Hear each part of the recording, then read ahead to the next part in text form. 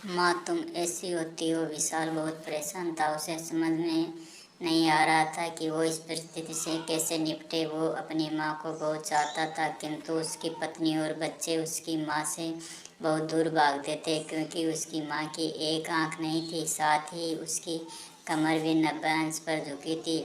वैसे वे अपना काम सब खुद कर लेती है, किंतु फिर भी वो उसकी पत्नी और बच्चों के लिए हमेशा खटखटाती है। दादी, आप ऊपर के कमरे में जाओ, मेरे दोस्त आ रहे हैं। विशाल के बेटे अखिल ने बड़े बेरुखी से कहा। पर बेटा, मैं तो यहाँ बहुत दूर बैठी हूँ। विशाल की माँ ने बहुत प्यार से कहा।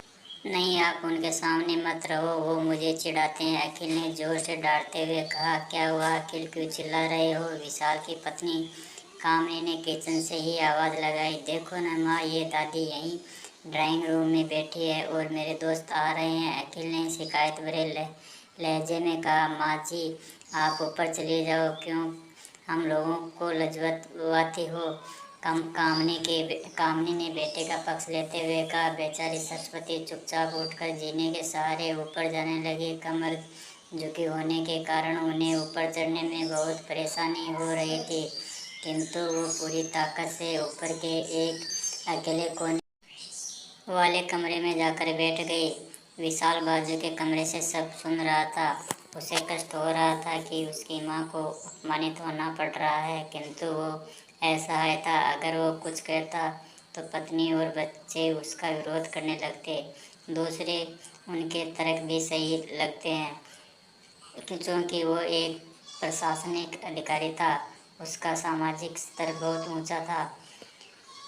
उसकी ससुराल भी एक उच्च घराने में थी, अतः वह चुपचाप इस तरह हर दिन अपनी माँ को अपमानित होते देखता रहता था। रात को विशाल की पत्नी ने कहा। देखो जी, अब कुछ करो। कल कलेक्टर साहब की पत्नी आई थी। माँ जी अपनी देसी धुनधारा में उनसे मिली। मुझे बहुत शर्म आ रही थी, बताते हुए कि ये मेरी सास है। मैंने कह दिया कि दूर की रिश्तेदार है, इलाज कराने आई है।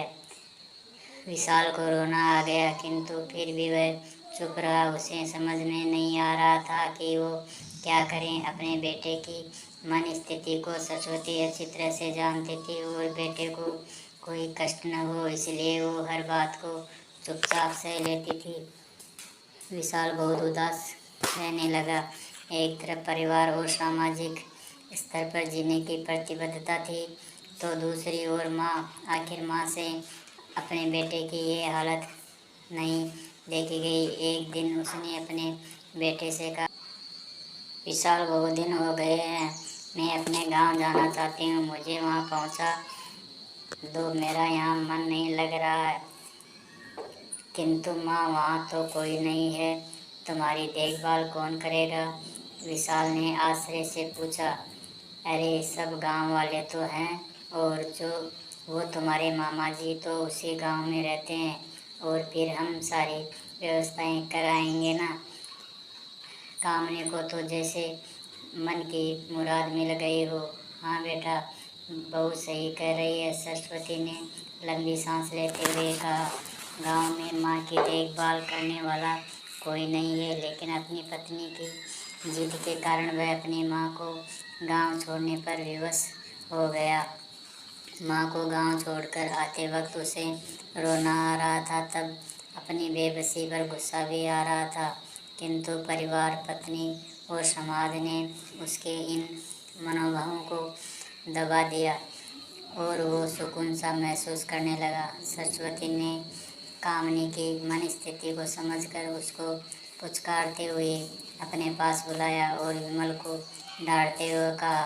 खबरदार, जो मेरी बहू को मुझसे अलग करने की कोशिश की तो तुझे ही घर से बाहर निकाल दूंगी। कामनी और बच्चों ने सरस्वती के पैर पड़ते हुए अपने व्यवहार पर माफी मांगी और माँ के हृदय ने सबको माफ़ कर दिया।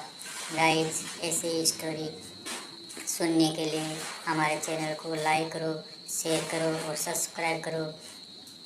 जय हिंद, जय भारत।